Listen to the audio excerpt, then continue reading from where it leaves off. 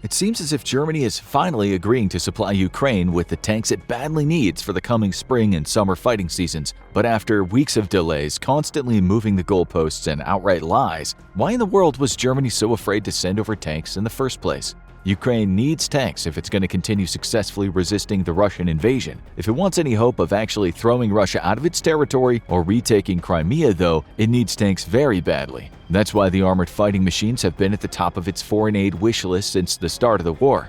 But the West was unwilling to supply Ukraine with heavy fighting equipment until the start of the new year. At first, it was a matter of prudence. It would do little good to supply Ukraine with equipment that would only be lost during a swift Russian victory. This was why the West focused on things such as man-portable air defense and anti-tank systems, exactly the types of things Ukraine would need to fight a guerrilla war against the Russian occupiers. However, Ukraine reversed the West's expectations with its victory in the defense of Kyiv. The Zelensky government did not fall as expected, and the Ukrainian army remained unified and capable of sustained combat operations, a surprise after the speed at which it collapsed in Crimea during the Russian invasion of 2014. This changed the calculus for many in the West, who started to call for Ukraine to be armed with more advanced and heavier combat systems. The US would send the HIMARS, and then quickly send even more advanced equipment. The war in Ukraine has reached an inflection point, though. Russia has proven to be the inferior military, but it has a significant mass advantage over Ukraine. Its stockpiles of equipment and manpower is much deeper than Ukraine's, even if that equipment isn't particularly great. When facing off against a foe with no significant supply of modern equipment, Stalin's old adage of quantity being a quality all its own bears true. Ukraine needs tanks, and it needs them now. As of the creation of this video, there's little time left for Ukrainian crews to be trained in Western tanks in time to repel an expected spring offensive from the Russians. Time is ticking for Ukraine, and at a meeting with NATO defense ministers, Germany refused to budge on sending tanks to Ukraine. 5 days later, however, it seems as if the country has finally seen the light of reason and has agreed to supply Ukraine with tanks. However, retaliation has been swift as Russia cut its oil output by around 5% just days later. The price increase leaves 75 million people and countless businesses facing losing power, and ripple effects felt as far as the US. Because price increases already took twice as much money out of Americans' pockets last year and put roughly 1 in 6 people behind on their utility bills, now a stunning survey revealed that over half of Americans making 6 figures now live paycheck to paycheck. It's clear that a financial storm is brewing, and nobody's safe. Even Goldman Sachs is honest about where the market is headed. Nowhere. But major institutions like Goldman are also pouring hundreds of millions into low correlation assets, because even if markets flatline this year, these assets can continue to climb.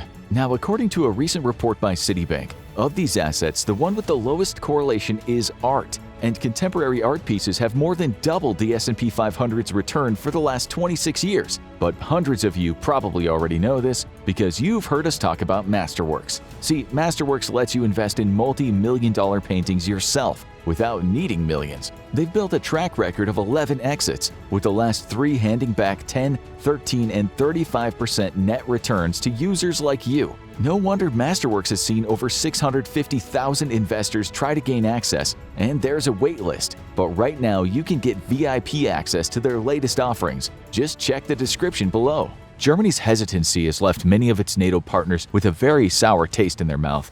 The nation, seen as a leader in the EU, has lost a great deal of political capital with its little tank temper tantrum. At first, Germany flat out refused to either send tanks or allow any nations operating its Leopard 2 tanks to send them. As part of their export agreements, nations buying German Leopards aren't allowed to further export them to other nations without Germany's approval. And they did not have the okay from Berlin to send their tanks to Ukraine, despite a willingness to do so. Germany said that the reason it wouldn't supply tanks is because it wanted to be a part of the coalition that did so, and not act on its own. Almost immediately, Poland raised its hand and said, "Cool, we're a coalition now." The Baltic nations and other EU partners also said they'd be willing to send over their Leopard 2s, and suddenly Germany realized it needed to move the goalposts.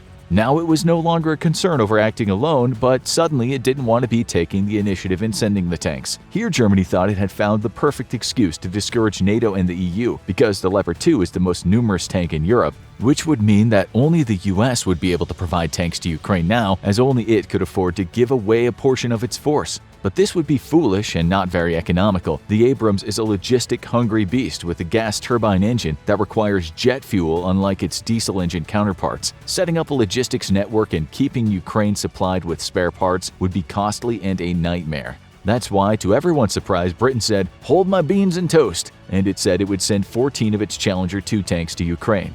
The number would be enough for a single unit and would have very little effect on the war. As a matter of fact, Ukrainian logisticians didn't even want to accept the Challenger, as it would require a whole lot of logistics work for a paltry number of tanks. But the real point was symbolic. Now Germany was no longer taking the initiative, and it no longer had to worry about not being a part of a coalition. So Germany did what Germany does and then moved the goalposts again. Now it was no longer about being first or being with a group of tank BFFs. The US had to take the initiative and give up its Abrams first. No Abrams in Ukraine, no Leopard 2s. Like the velociraptors in Jurassic Park, Germany was being a very clever girl. It knows that President Biden said he wouldn't send the Abrams to Ukraine. Makes no financial sense, and it would probably mean Ukrainian tankers wouldn't even be ready for operations until the summer. Far too late to respond to a possible spring offensive. It had finally moved the goalpost far enough that it could pretend to have a decent reason for not supplying tanks, and shift at least part of the blame to America, something which is basically a European pastime. To date, no one knows why Germany changed its mind over the course of a few days, and we can only guess. Perhaps the US reminded Germany it had picked up the tab on its defense for the nearly 5 decades of the Cold War. Perhaps Germany was getting tired of being vilified by the rest of Europe. Whatever the reason, now German tanks will soon be on their way to Ukraine, and the floodgates have been opened for Leopards to enter the battle, with the apparent inclusion of the American Abrams as well, though this remains to be confirmed as of the creation of this video. So why was Germany digging its heels into the sand and burning through literally all of its goodwill with the rest of the Western world? The most widely cited reason for Germany's reluctance is one of optics. The nation is very sensitive to the fact that it basically wrecked Europe twice in the 20th century, with the second time including the mass murder of Jews and minorities as a national hobby. Since then, the nation has been extremely reluctant to engage in military conflicts unless it's part of a wide coalition, or to send equipment to nations at war. Germany has gotten serious cold feet about conflict since the end of the Second World War, and given its history, that's probably a good thing for the world.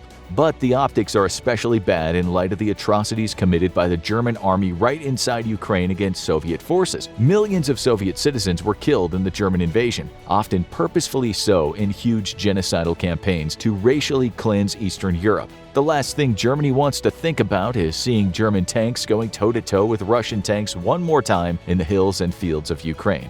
This is an understandable concern, but given Russia's Nazi-like atrocities in Ukraine, if Germany was looking for any conflict where it could rehabilitate its image and be on the right side of history, this one is literally it. Russian troops have murdered and tortured civilians and POWs, turned abusive Ukrainian women into an instrument of war, and have been purposefully targeting Ukrainian civilians for nearly a year now. Every day that Germany delayed sending tanks to Ukraine, it resulted in more dead Ukrainian soldiers and civilians both. But there are other very interesting reasons why Germany might have been unwilling to send its tanks. The first of these reasons is similar to Russia's apparent reluctance to put the T-14 into Ukraine. To date, there's only rumors and unverified photos of Russian T-14s in eastern Ukraine, but the tank is not confirmed to have seen any action. Knowing Russia, the T-14 probably is in Ukraine, but only in the rear somewhere far from the fighting where a few photos can be snapped up for propaganda purposes. Russia has no intention of putting its latest and greatest tank on the actual front line, and it might be that Germany's hesitant to have the Leopard in Ukraine for the same reason.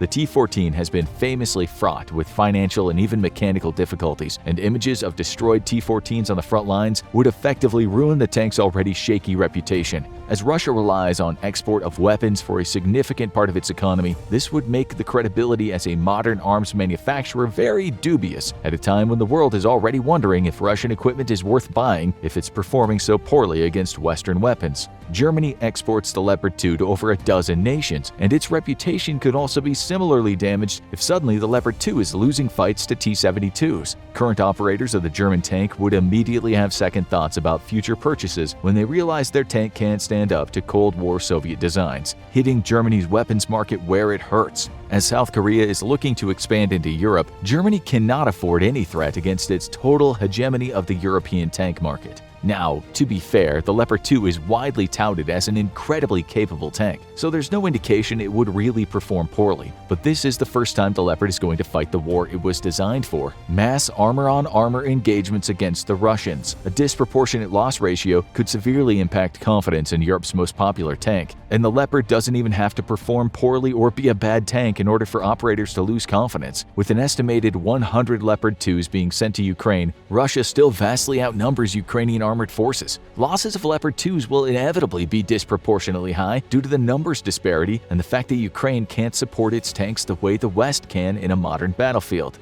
Dead Leopards, even if used well, are going to impact the reputation of the German defense industry. German arms manufacturers are also afraid of an American invasion, not a military one, but an economic one. With nations opening up their tank stockpiles in Ukraine, they're going to need resupply from somewhere, and while Germany is an industrial powerhouse, it can't hope to fulfill all replenishment orders from all nations donating tanks in the near future. The effort to rearm Europe with Leopards could take years, unless all these current operators, who given Russia's aggression suddenly decided that they need tanks today, not in a year or two. In that case, they could easily turn to the US and ask for the Abrams, which the US would be happy to export. Germany's near monopoly of tanks in Europe would be broken. To make matters worse, South Korea is aggressively looking to enter the European tank market with its K2 and has already secured Poland as a customer who's rumored to be buying hundreds of the tanks. Could German greed have prevented the nation from arming Ukraine? It is possible, but Germany may have been denying the badly needed Leopard in hopes that once the war was over, it could simply get back to business as usual with Russia, despite being warned by the US for nearly a decade to not tie itself so closely to Russia. Germany grew dependent on Russian energy, believing it would give them diplomatic leverage. All it did was give Russia leverage over it instead. Since then, Germany has been painfully removing the links between itself and Russia, but the pain has been very intense. There might have been some hope that by not supplying offensive weapons to Ukraine, Russia may look favorably on restoring energy supplies once the war was over. Despite this being pure speculation, it's easy to see how Germany may have also been eager for the war to actually end and relations to normalize once more. Denying Ukraine the tanks it needs to defend itself from a Russian offensive in the spring is one way the end of this war could have been sped along. Now, go check out British Challenger 2 versus German Leopard 2, which is better, or click this other video instead.